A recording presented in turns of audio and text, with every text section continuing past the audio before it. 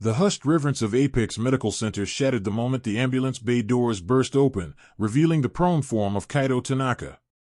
Revered astronaut, national icon, now a man on the brink, his vital signs screaming distress. Dr. Aris Demetriou, chief of neurosurgery, a titan of the medical world, stood perplexed beside the gurney.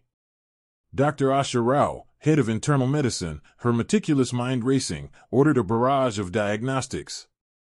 His symptoms, bafflingly mimicking severe high-altitude cerebral edema despite being at sea level, mocked their combined expertise. The nation held its breath as its hero slipped away, the elite medical minds finding no answers. In the sterile chaos, a figure moved silently, almost invisibly. Nurse Zara Zahra, barely out of orientation, meticulously absorbed every flickering monitor, every whispered consultation. Her quiet presence was easily overlooked by the giants dictating orders, her rookie status a perceived weakness. But as the doctors' faces tightened with each failed intervention, a singular truth began to form in Zara's unassuming mind.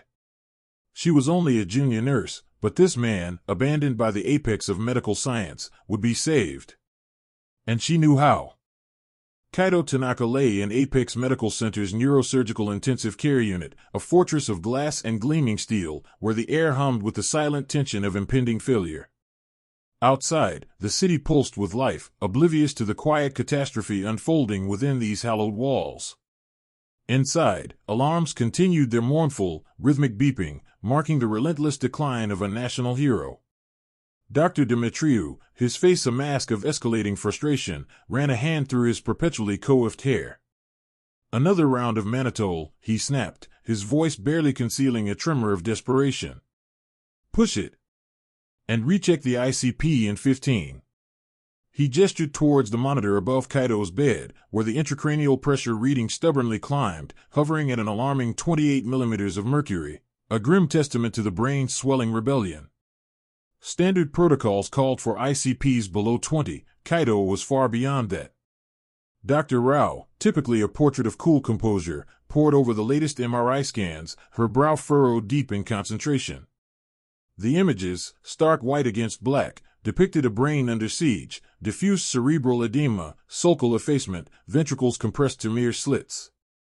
"His cerebral perfusion pressure is plummeting," she murmured, more to herself than to Demetriou. "The dexamethasone isn't touching it. It's behaving like a high-altitude patient with severe ASE, but he's at sea level." The paradoxical nature of this case is unprecedented. Their voices, usually resonant with unshakable authority, now carried an edge of bewilderment. They were two titans, each at the pinnacle of their respective fields, accustomed to bending pathologies to their will. Yet, Kaito Tanaka's brain defied their collective brilliance, mocked their every intervention.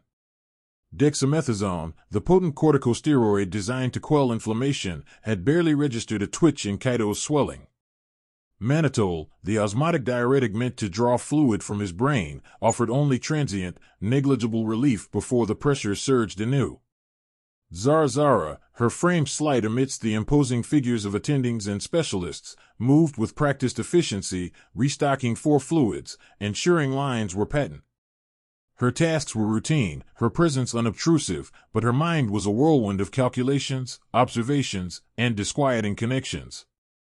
She'd spent the last 36 hours immersing herself in Kaito's records, every lab result, every nurse's note, every physician's order. She saw not just numbers, but patterns. The doctors debated Kaito's deteriorating neurological status, their arguments sharp, almost accusatory. Demetriou, ever the surgeon, favored more invasive measures. "We need to consider a decompressive craniectomy, Asha. Or at least a ventriculostomy. Drain the CSF manually. We're losing him to uncle herniation."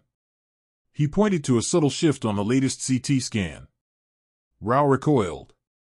"Aris, his coagulopathy is worsening. His platelets are dropping. A craniectomy now would be a bloodbath. And draining CSF without understanding why the pressure is building is like bailing water from a sinking ship without plugging the hole. It's a physiological problem, not merely a structural one. We need to normalize his hemodynamics first."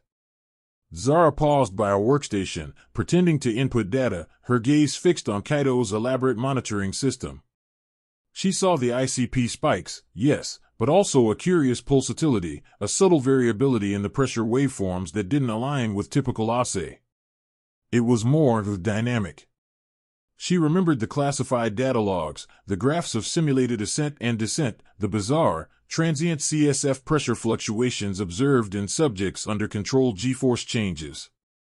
The memory sparked a cold, precise fear within her.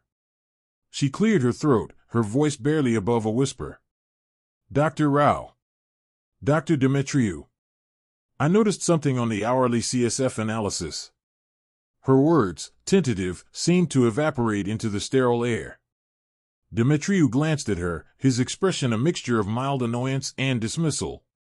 Nurse Zara, the CSF protein levels are elevated, consistent with a compromised blood-brain barrier. Not relevant to the immediate pressure crisis. He turned back to Rao, his focus already redirected. We need an aggressive approach, Asha. His pupils are sluggish. We're running out of time. Zara flushed, but her internal resolve hardened. It wasn't just protein.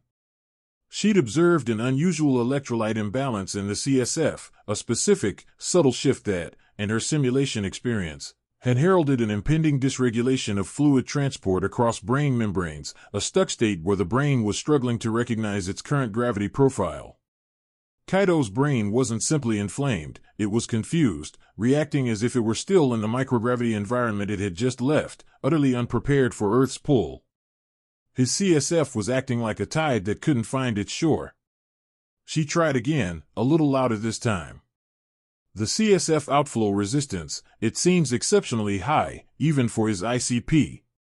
Almost like the arachnoid villi are disengaged. Rao, her attention momentarily snagged by the unusual term, cast a swift, critical look at Zara.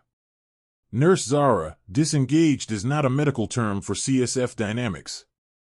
The arachnoid villi are responsible for reabsorbing CSF. While their function may be impaired by edema, your terminology is imprecise. She returned to the MRI, dismissing the rookie's clumsy attempt at medical insight. Humiliation pricked Zara, but it was quickly overshadowed by a mounting sense of urgency. They were missing it. Every standard treatment they threw at Kaito was designed to address inflammation or reduce overall fluid volume, but none targeted the mechanism of his specific fluid dysregulation. He wasn't just swollen, his brain's internal barometer was broken. The monitor's alarms escalated their urgency. Kaito's ICP spiked to 32 millimeters of mercury. A fresh wave of panic rippled through the room. Pupils 6 millimeters, fixed and dilated on the left, a junior resident called out, his voice strained. That was it, the telltale sign of imminent herniation, where the swollen brain was literally being squeezed out of its proper place. Demetriou slammed his palm on the counter. Damn it! He's herniating. Get him to or for an emergency craniectomy. Eris, we discussed this, Rao pleaded, her face pale. His coagulation profile. We have no choice, Asha. He's dying. What else do you propose? Demetriou's voice was a roar, filled with a raw, desperate fury. But Zara knew. Kaito's problem wasn't a hole to be plugged, or swelling to be cut out. His brain needed to be tricked. It needed to be retaught how to function on Earth. And the only way to do that was to momentarily make it believe it was going back to space, then bring it back again, gently, precisely. The idea, radical and bordering on madness, solidified in her mind. They were declaring him dead, but she saw a path, impossibly narrow, to life. A profound secret, hidden behind her quiet demeanor, was about to tear through the rigid hierarchy of Apex Medical. The national hero was dying, the best doctors were stumped, but Zara saw a different truth, a different way, invisible to the experts' myopic focus on conventional medicine. The real medical crisis had just begun, and the mystery, only she understood. The atmosphere in Kaito Tanaka's ICU suite had curdled from focused intensity to a suffocating pall of defeat. 24 hours had passed since the initial intervention, and the once bustling hub of medical brilliance was now a quiet testament to a losing battle. The rhythmic beeps of monitors, once sources of data, now sounded like a death knell. Dr. Aris Demetriou stood rigidly, shoulders hunched, staring at the latest CT perfusion scan projected onto the wall. The vibrant reds and yellows, indicating areas of dangerously reduced blood flow, had expanded. The midline shift, a critical indicator of brain herniation, was alarmingly pronounced. "His intracranial pressure is still refractory," he muttered, his voice a low growl, devoid of its usual arrogant flourish. Despite the aggressive hyperosmolar therapy, despite the ventriculostomy drainage, the cerebral edema is unyielding. Dr. Asha Rao, her meticulous notes spread before her on a mobile workstation, looked up, her face etched with exhaustion and profound disappointment. "His serum osmolality is already at maximum therapeutic range, Aris. We can't push the mannitol or hypertonic saline any further without risking severe electrolyte imbalances, or worse, central pontine myelinalysis. And his renal function is beginning to falter from the sheer load." She pointed to a trending graph of Kaito's GFR, showing a sharp decline. "The cascade is accelerating. Multi-organ system failure is now imminent." Zara Zahra, positioned unobtrusively in a corner, felt a cold dread settle in her stomach. She had spent the last hours absorbed in Kaito's vast medical history, correlating mission data with his current physiological state. While Doctors Demetriou and Rao meticulously reviewed the latest intracranial pressure (ICP) readings, the mean arterial pressure (MAP), and oxygen saturation, Zara's eyes were drawn to the subtle, almost imperceptible fluctuations in the cerebral perfusion pressure (CPP), the difference between MAP and ICP. They were treating Kaito as a standard, albeit severe, case of high-altitude cerebral edema (ASE), induced by some unknown post-re-entry stressor. But Zara knew better. Her years in the clandestine Project Stardust simulation had exposed her to the unsettling reality of brains adapting to prolonged microgravity. She'd seen how CSF dynamics, the very ebb and flow of the fluid cushioning the brain and spinal cord, could fundamentally alter. Kaito's brain wasn't simply swelling from fluid accumulation, it was trapped. The homeostatic mechanisms that regulated CSF production and absorption, exquisitely tuned to Earth's gravity, had been profoundly disrupted by his extended tenure in weightlessness, then violently reintroduced to Earth's full gravitational pull. His brain was reacting as if it were still in a low-pressure, low-G environment, where CSF pressure gradients were different. The current treatments, designed to reduce excess fluid, were only exacerbating the fundamental problem of misregulated fluid. They were draining a system that desperately needed to be recalibrated, not just emptied. A small, almost imperceptible twitch in Kaito's left eyelid caught Zara's attention. A subtle sign, amidst the cacophony of failing systems, of impending brainstem involvement. Her heart hammered against her ribs. Every standard intervention they applied, while logically sound for typical ASE, was pushing Kaito further from equilibrium, making his brain less, not more, able to self-regulate. Their brilliance, their adherence to established protocols, was blinding them to the unconventional truth. Their error wasn't in their execution, but in their foundational assumption of Kaito's pathology. "He's showing signs of uncle herniation, Aris," Dr. Rao stated, her voice heavy with resignation, pointing to a new, minuscule pupil asymmetry. "The right pupil is sluggish. This is no longer reversible." Demetriou scrubbed a hand over his face. The fight was gone from his eyes. "We've exhausted every neurological and medical intervention. The hypothermia protocol, the last-ditch barbiturate coma, nothing has halted the progression. His brainstem is dying." He took a deep, shuddering breath. "It's time to prepare the family. We initiate palliative care. There's nothing more we can do." The pronouncement hung in the air, a definitive, crushing end to hope. A junior resident, until then silently charting, lowered his head. The weight of it was palpable. Zara felt a sickening lurch. No. They were wrong. Kaito's brain wasn't dying in the conventional sense. It was malfunctioning, desperately trying to survive in a gravitational paradigm it no longer understood. And in their attempts to fix it with terrestrial solutions, they were simply tightening the noose. The brain needed to be reminded of its homeostatic functions, not simply drained or suppressed. It needed a shock to its system, a reinitiation sequence. Minutes later, the grim procession began. Dimitriou, Rao, and the head of family liaison moved towards the waiting area where Kaito's wife, Akari, sat, a picture of strained endurance. Zara watched as Dr. Dimitriou delivered the devastating news, his voice low, gentle, completely unlike his usual brusque manner. Akari's choked sob, though muffled, resonated through the quiet corridor. Her shoulders shook uncontrollably. Zara's gut wrenched. She knew, with terrifying certainty, that giving up now meant Kaito's death. It wasn't just a misdiagnosis, it was a fundamental misunderstanding of his unique physiology.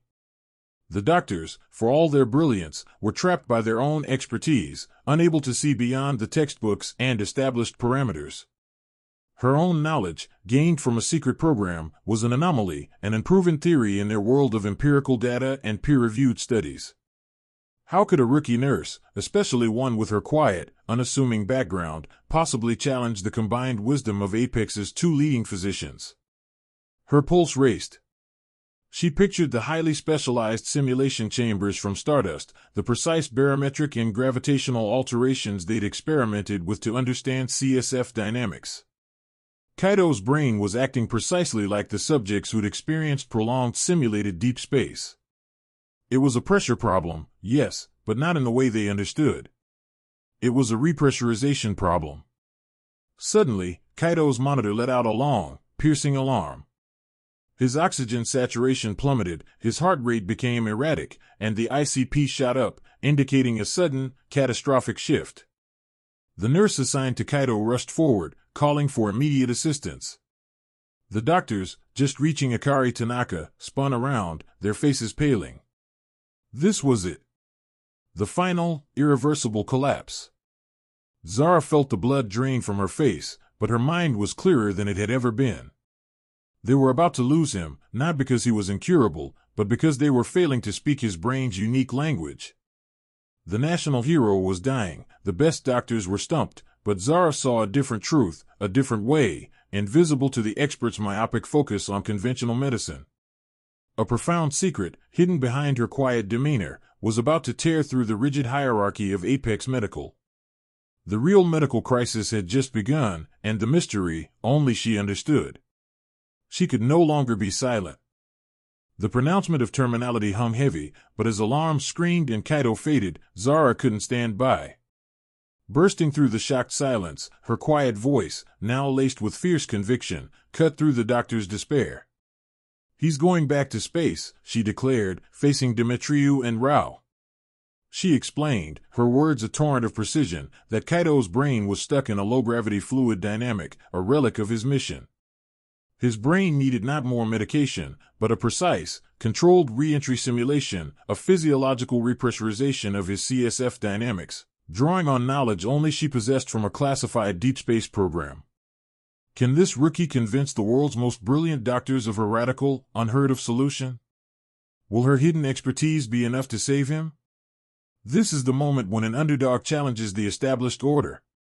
Don't miss what happens next. Hit that subscribe button and join Zara's fight against the impossible. The shriek of Kaito's monitor ripped through the controlled chaos of the ICU, a visceral tearing sound that signaled the finality of their failure. Oxygen saturation plummeted, his heart rate became a frantic drum solo, and the intracranial pressure, already dangerously high, spiked, pushing his brain dangerously close to herniation. Dr. Dimitriou cursed, his face etched with a rare display of helplessness.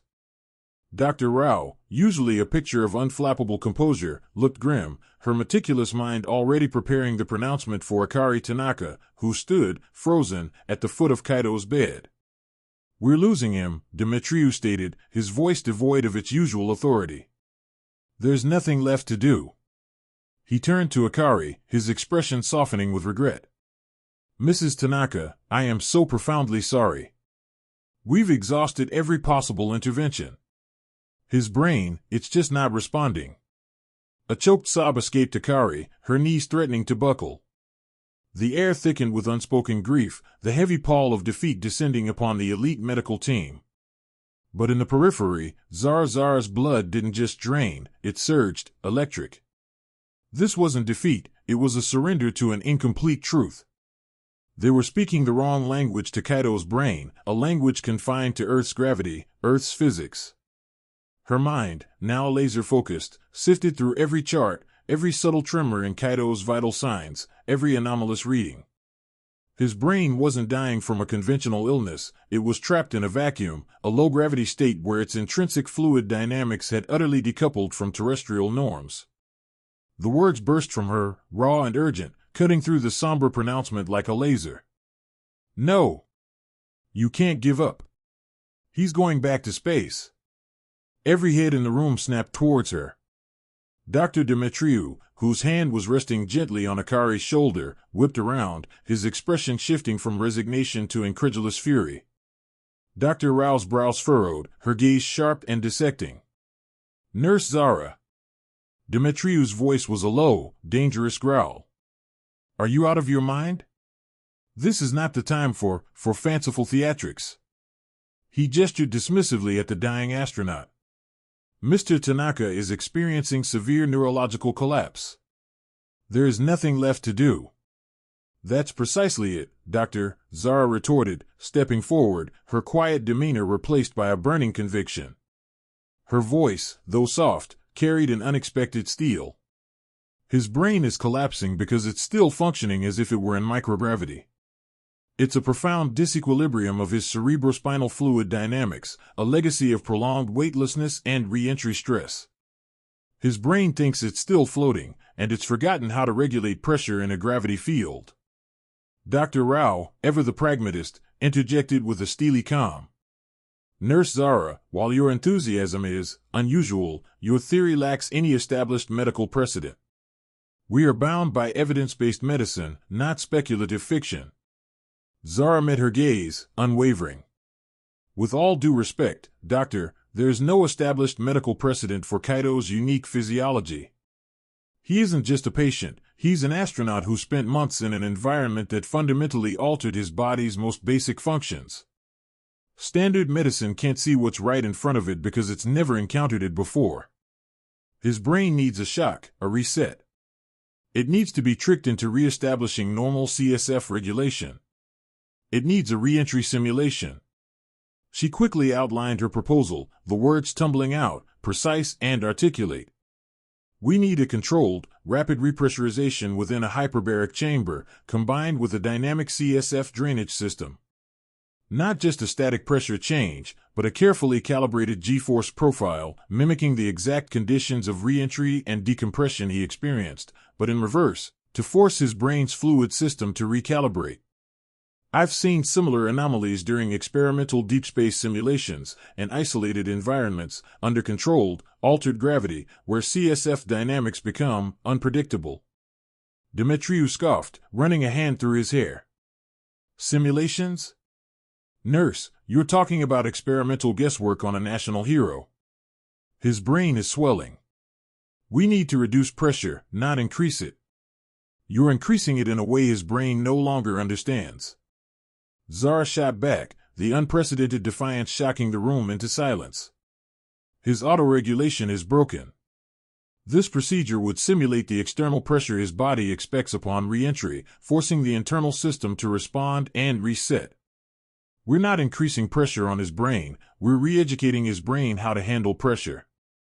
Kaito Tanaka, who had been listening with a desperate intensity, her eyes darting between the doctors and Zara, took a faltering step forward.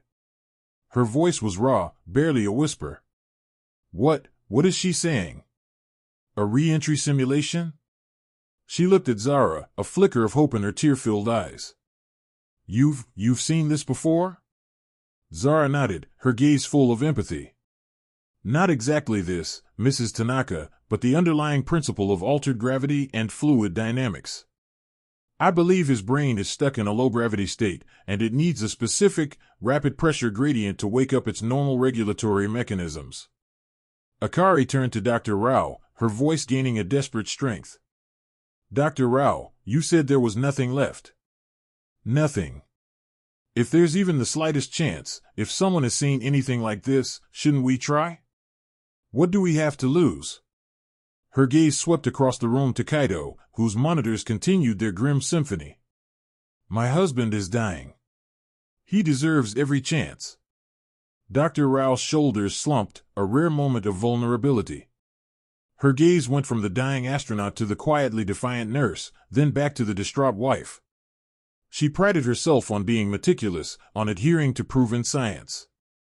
But Kaito's case defied all proven science.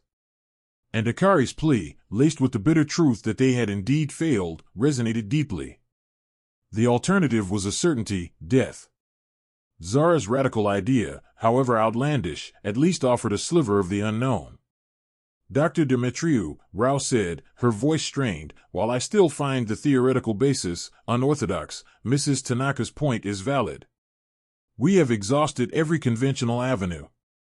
Ethically, do we have the right to deny a desperate, potentially viable, last-ditch effort, however unconventional, when the alternative is certain demise? Demetriou, for all his arrogance, was a brilliant neurosurgeon. He knew when he was beaten by the facts. His cutting-edge surgical solutions had failed. His extensive knowledge of neurological pathways and pressures had been rendered useless. He glared at Zara, then at the monitors. Viable? This is a shot in the dark, Rao. A dangerous, experimental shot in the dark. It could kill him faster. Or it could save him, Akari interjected, her voice firm now. Please. For Kaito. A heavy silence descended. Dr. Rao sighed, running a hand over her temple. Very well. We will proceed with Nurse Zara's proposed intervention. This will be an extraordinary measure, under strict supervision. Dr. Demetriou, your neurosurgical expertise on pressure monitoring and potential acute decompensation will be critical. You will oversee the procedure with me.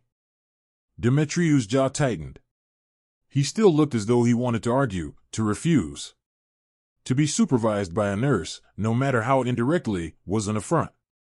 But the dying astronaut, the distraught wife, and the cold, hard fact of their own failure weighed too heavily. He grunted, a sound of reluctant assent. Fine. But one sign of irreversible brain damage, one critical misstep, and we pull the plug. This is a scientific experiment of last resort, nothing more. Thank you, Zara whispered, a wave of profound relief washing over her, quickly replaced by a surge of adrenaline. This was it. Team. Dr. Rao's voice, now sharp with renewed purpose, cut through the tension. Prepare the hyperbaric chamber immediately. We need to secure the dynamic CSF drainage system for immediate installation. Dr. Davies, assist Nurse Zara in mapping out her precise pressure gradient and timing for the simulation. We have minutes, not hours. Let's move. The room, previously awash in the stillness of defeat, erupted into a flurry of controlled, frantic activity. Equipment was wheeled in, specialists called, and a sense of desperate, urgent hope began to replace the despair. Kaito Tanaka, still teetering on the precipice, was carefully, swiftly prepped for the most audacious medical intervention in Apex Medical Center's history. The impossible procedure, born from a rookie nurse's hidden knowledge, was about to begin. The next hour was a blur of controlled chaos.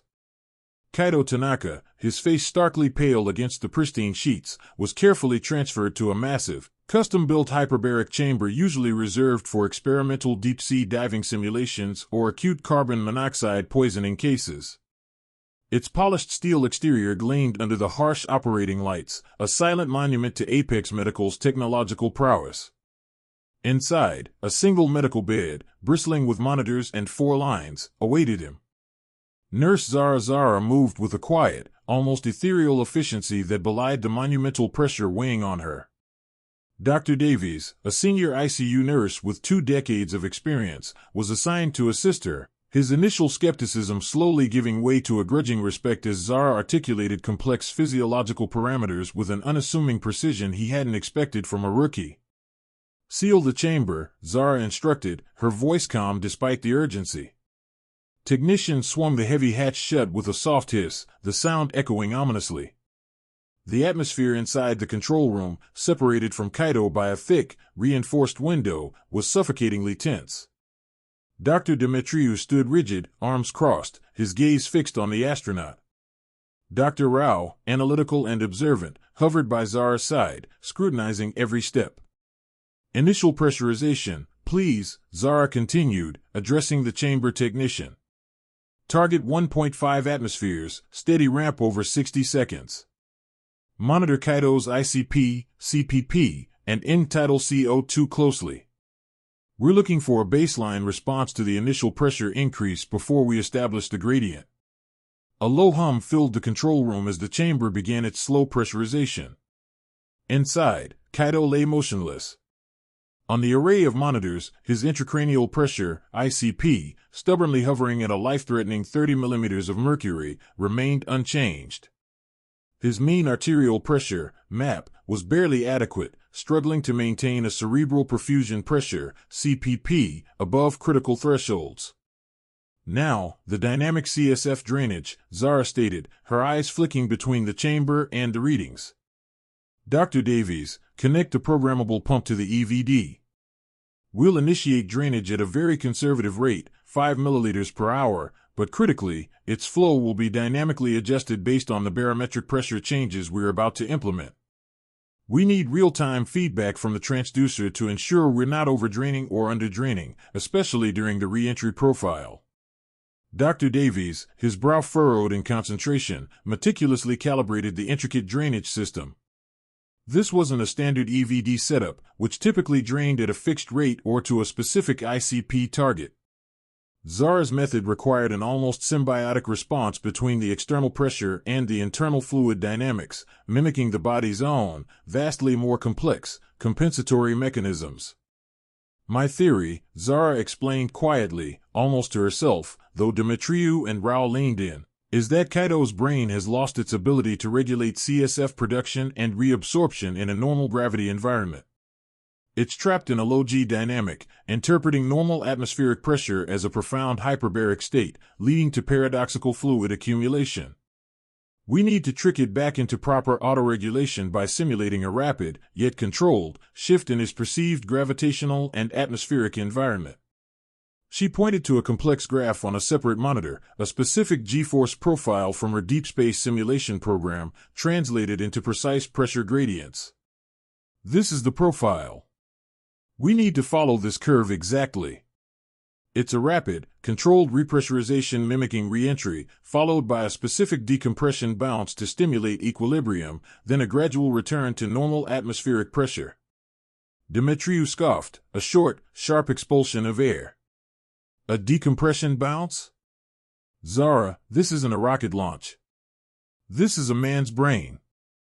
Zara ignored him, her focus absolute. Initiate Phase 1, Rapid Repressurization.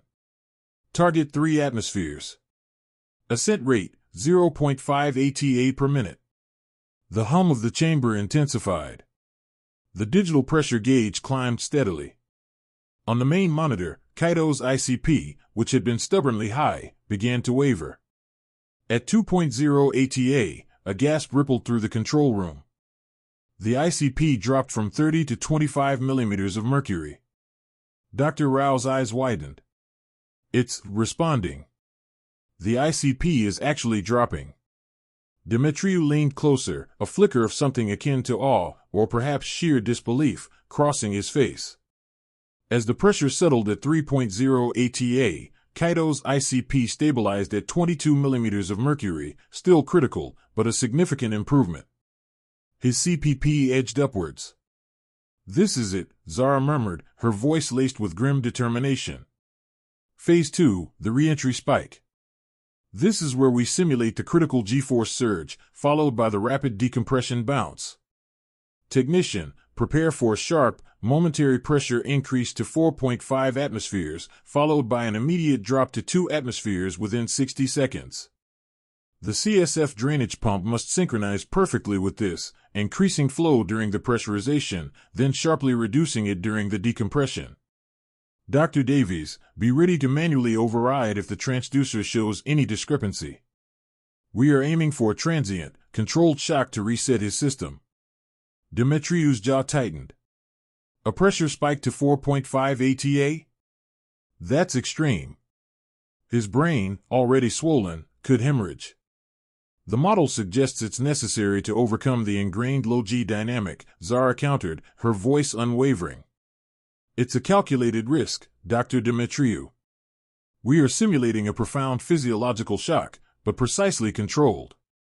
The control room fell silent, the air thick with apprehension. Kaito's wife, Nadia, clutching her hand so tightly her knuckles were white, watched her husband through the chamber's portal, her breath held captive. Initiate Phase 2, Zara commanded, her eyes fixed on the array of monitors. The chamber's hum became a roar.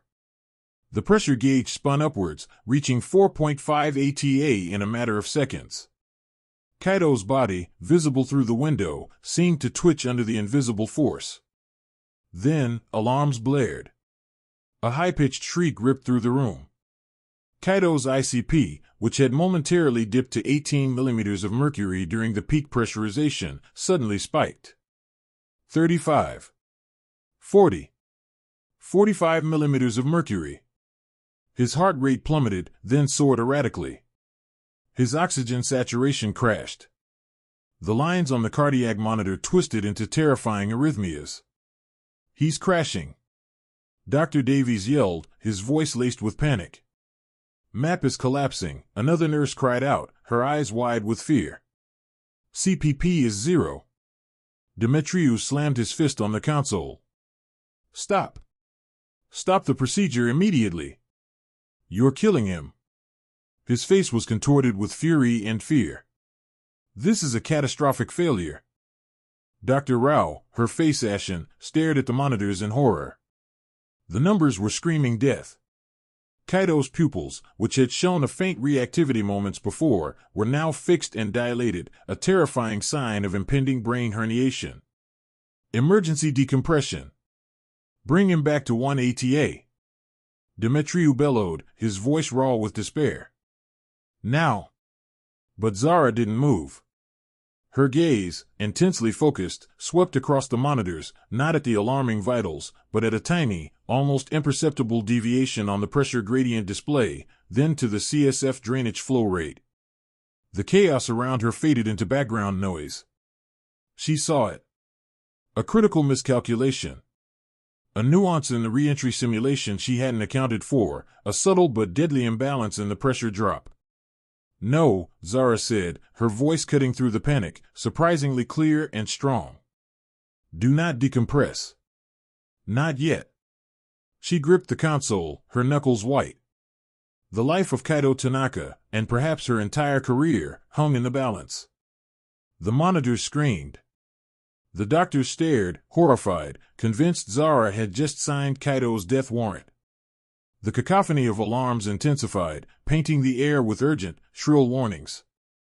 Kaito's heart rate was plummeting, his blood pressure dropping to unsalvageable levels. The intracranial pressure monitor, once showing a terrifying upward trajectory, now flatlined at an unsustainably high peak, a grim indicator that the brain was ceasing to respond, suffocating. Dr. Demetriou, his face pale with horror, lunged towards the chamber controls, his hand hovering over the emergency override. Zara, what are you doing? He's gone into cardiac arrest. We have to equalize the pressure now. He is not in cardiac arrest, Dr. Demetriou. Zara's voice was remarkably steady, though a fine tremor ran through her hands as she gripped the console. Her eyes, however, were unwavering, locked onto the numerical cascade across the screens. He's crashing because the pressure drop was too linear. Too predictable. His brain, conditioned by microgravity, is resisting a smooth transition. It expects turbulence. Dr. Rao, usually meticulous and calm, was aghast. Turbulence? Nurse, this is a controlled medical environment, not an atmospheric re-entry. Are you suggesting we induce a seizure? No, Zara replied, her gaze still fixed. I'm suggesting we mimic the frequencies of re-entry. Not the magnitude, but the precise, undulating shifts in gravitational force and atmospheric pressure that accompany it. His brain's proprioceptors are seeking that specific oscillation to trigger the recalibration. The pressure gradient was too smooth, too laboratory clean. It's like trying to trick a fish into thinking it's in the ocean by putting it in a perfectly still, chlorinated tank. She was speaking in a language alien to them, yet her conviction was palpable. Demetriou's hand remained frozen, caught between desperate action and Zara's inexplicable resolve.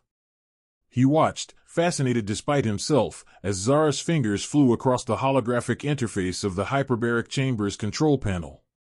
The miscalculation was in the micro-oscillations of the barometric pressure during that critical 0.1 ATA reduction, Zara explained, her voice quickening.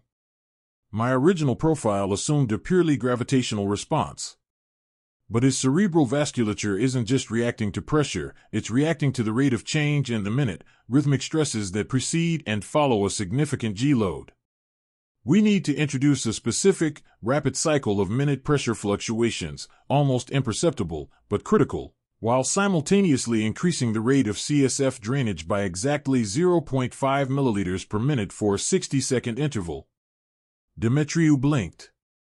He was a neurosurgeon, an architect of the brain, but this intricate interplay of pressure oscillations and CSF dynamics was beyond his standard training. It sounded like theoretical astrophysics applied to neurology. Rao looked at her like she was mad. But Zara didn't wait for their approval. Her eyes, intense and luminous, scanned the controls. She pressed a sequence of commands, the holographic dials shifting under her touch. The hum of the hyperbaric chamber deepened almost imperceptibly, a subtle vibration thrumming through the floor. A new, complex waveform appeared on the pressure graph, a rapid, almost frantic pulse superimposed on the steady decline.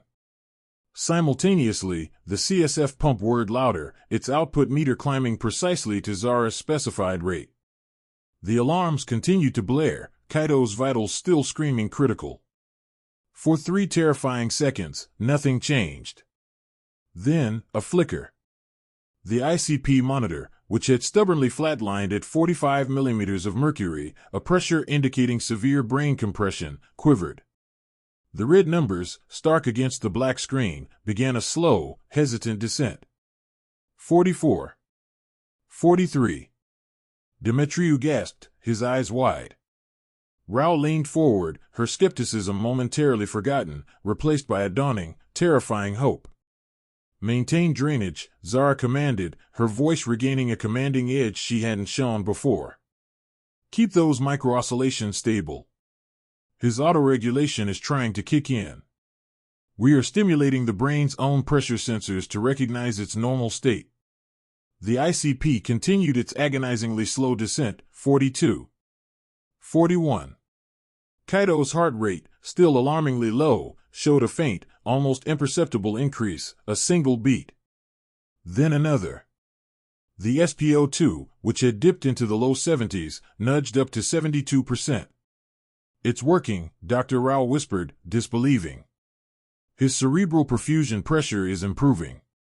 Zara kept her gaze fixed, monitoring every decimal point. This is the critical juncture.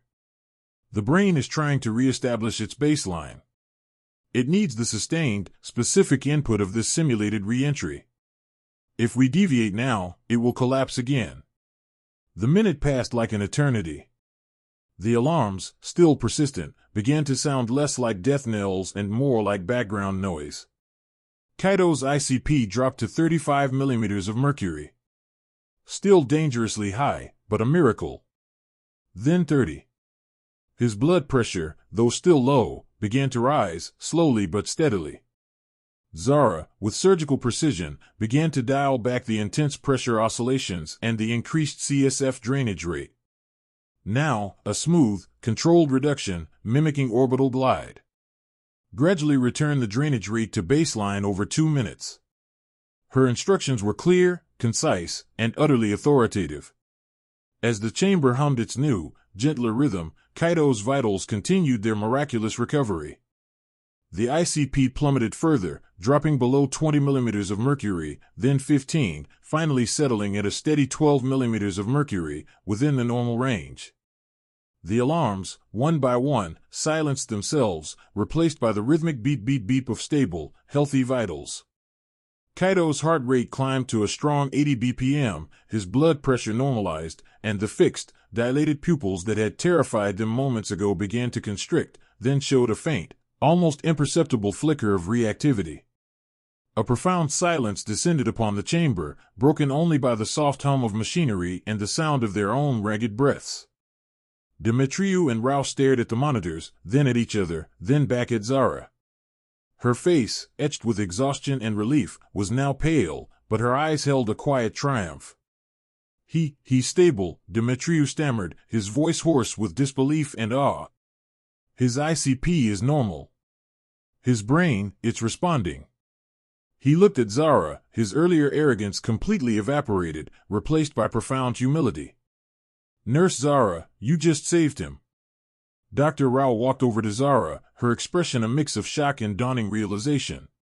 That was extraordinary. The precision, the understanding of such an esoteric physiological mechanism, she shook her head slowly. "Where did you learn this?" Zara finally allowed herself a small, weary smile. "The Deep Space Simulation Program. We saw anomalies. Altered CSF dynamics. It was a classified environment. High stakes." This felt similar. She rubbed her temples, the adrenaline finally beginning to recede. He was stuck. His brain was convinced it was still in microgravity, and without that specific re-entry stimulus, it couldn't recalibrate its fluid equilibrium. The two most brilliant minds at Apex Medical Center stood humbled before the quiet rookie nurse.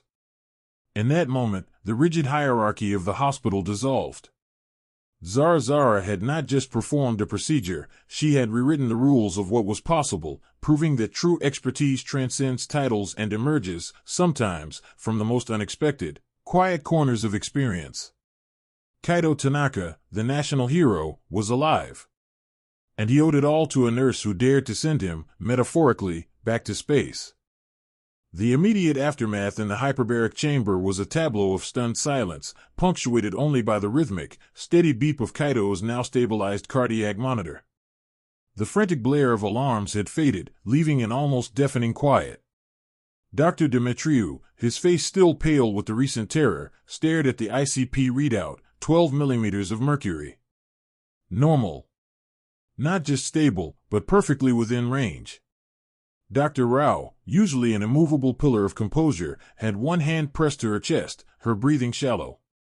The junior residents and nurses, who minutes ago had been on the precipice of medical catastrophe, stood frozen, their eyes wide with disbelief and dawning awe. Zara, however, moved with a quiet, almost ritualistic calm. She checked the CSF drainage system, confirming the flow rate had normalized, then meticulously reviewed the hyperbaric chamber's pressure logs. Her hands, though bearing the faint tremor of adrenaline finally dissipating, were steady. She looked up, not at the doctors, but at Kaito. His pallor was less ashen, a faint blush returning to his lips. A fragile, almost imperceptible improvement, yet monumental. "Get him to the neuro-ICU immediately," Dr. Demetriou finally commanded, his voice hoarse, shattering the silence. "Prepare for full neuromonitoring, a stat-head CT. I want everything."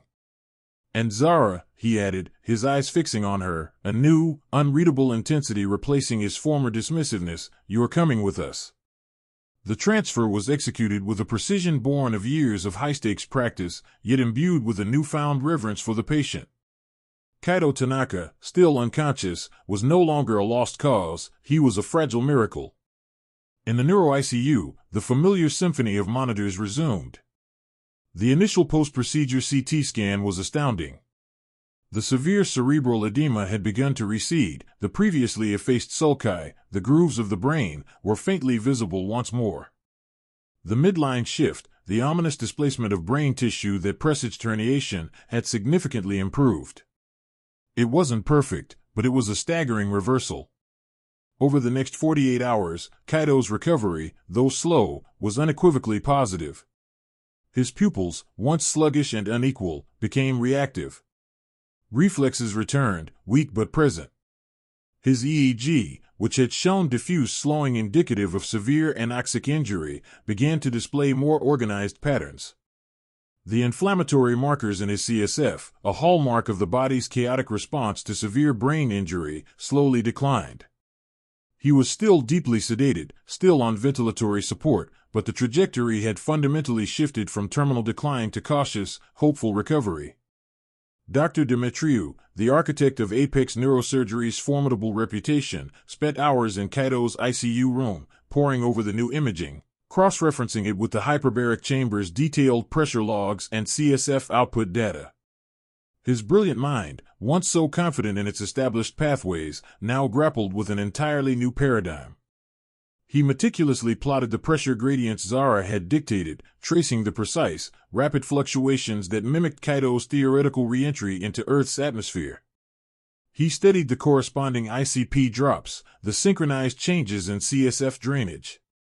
It was a symphony of physiological engineering he hadn't conceived possible. The arrogance that had defined Demetriou began to peel away, layer by painful layer. He had been so certain, so unwavering in his conviction that surgical intervention was the only solution. He had dismissed Zara, not just her idea, but her very presence as an interloper. The weight of that near-fatal misjudgment settled heavily upon him. Yet, beneath the professional humbling, a profound intellectual curiosity sparked. He wasn't just observing a recovery, he was witnessing a fundamental recalibration of cerebral autoregulation, a dynamic restoration of brain homeostasis achieved through an unconventional, yet elegantly precise, physiological intervention. Dr. Rao, ever the pragmatist and a meticulous scientist, approached the situation from a different angle. She focused on the diagnostic implications. Kaito's condition had mimicked ASE, but now, with Zara's intervention, it was clear that it was a distinct, unprecedented entity, a form of neurodysregulation induced by prolonged microgravity and exacerbated by a failed readaptation. Zara's theoretical framework, once dismissed as outlandish, now stood as the only explanation that fit the clinical data. Dr. Rao, who valued evidence above all else, found herself with undeniable proof that Zara's obscure knowledge was not merely anecdotal, but a critical, life-saving understanding of extreme physiology.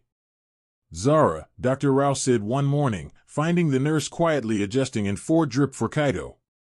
Her voice, usually crisp, held a tremor of uncharacteristic humility. Your theory, it has fundamentally reshaped our understanding of what happened to Kaito. And potentially, what could happen to future deep space travelers. She paused, then continued, you spoke of a classified simulation program. Can you elaborate? Zara, who had been focused on her patient, turned. Her eyes, usually so observant, now held a hint of weariness from the intense days and sleepless nights. She still projected an unassuming demeanor, but beneath it, a quiet strength had solidified. The Ares program, she began softly, her gaze drifting to Kaito's peaceful face. It was designed to push the limits of human adaptation to long-duration space travel. Isolated environments, extended periods of simulated microgravity, followed by intense, rapid regravitation protocols. We saw things, unusual CSF shifts, altered cerebral perfusion, unique patterns of pressure dysregulation. It was deemed too niche, too theoretical for general medical application. But Kaito's chart, it was like looking at a case study from Ares. She explained further, her voice steady and clear, devoid of any self-aggrandizement. His brain was essentially stuck in a state where the pressure gradients that normally drive CSF flow and venous drainage were fundamentally altered. The re-entry Zara described to them was not a gentle transition but a sudden, controlled jolt, a precise barometric shift designed to force the cerebral vessels and CSF pathways to re-establish their normal pressure-dependent dynamics. It wasn't about treating an edema, it was about resetting a physiological switch. Dr. Demetriou, who had walked in during Zara's explanation, stood listening, arms crossed, his gaze fixed on her. The raw brilliance of her analysis, the depth of her experience, was irrefutable. When Zara finished, a silence settled in the room, heavy with realization and respect. Nurse Zara, Demetriou said, his voice surprisingly soft, lacking any trace of his usual imperiousness. We were wrong. Profoundly. Your insight, your courage to speak up, you saved his life. And you challenged us, forced us to see beyond what we thought we knew. He offered a slight, almost imperceptible nod. "Thank you," Dr. Rao added, her voice filled with quiet conviction. "Indeed. Your expertise, Zara, is not merely valuable, it is unique. And Apex Medical Center would be remiss not to formally acknowledge it. You've not only brought a patient back from the brink, but you've opened a new frontier in neurophysiology." Zara met their gaze, her humble nature still intact. "Kaito's resilience played a major role, doctors. And the team's willingness to try something unorthodox. I just connected the dots." Her voice was quiet, but infused with a calm authority that now resonated throughout the room. She wasn't seeking praise or elevation, her satisfaction lay in Kaito's steady, miraculous recovery. The quiet rookie nurse, once dismissed, now commanded a deference that transcended titles and hierarchy. The truth of her expertise, revealed in the crucible of a desperate moment, had validated her beyond any official credential. Kaito Tanaka's journey back from the brink was a testament not only to Zara's radical intervention but to the astonishing resilience of the human body. In the immediate aftermath of the hyperbaric re-entry simulation, his ICP remained stable, a miraculous plateau after weeks of relentless ascent. The immediate danger of herniation was averted, but the road to recovery was long and arduous. For days, Kaito remained in a medically induced coma, allowing his brain time to heal from the profound trauma. Regular neurological assessments, meticulously performed by a now chastened Dr. Dimitriou and an intensely focused Dr. Rao, showed subtle but undeniable improvements. The once unresponsive pupils began to react sluggishly to light, a flicker of movement returned to his extremities, and the pervasive, dangerous brain swelling gradually receded, confirmed by follow-up MRIs that showed significantly reduced cerebral edema and, critically, a normalization of CSF flow dynamics. His awakening was gradual, a slow emergence from the depths of unconsciousness. Initially, Kaito suffered from profound aphasia and motor weakness, typical sequelae of such severe neurological insult.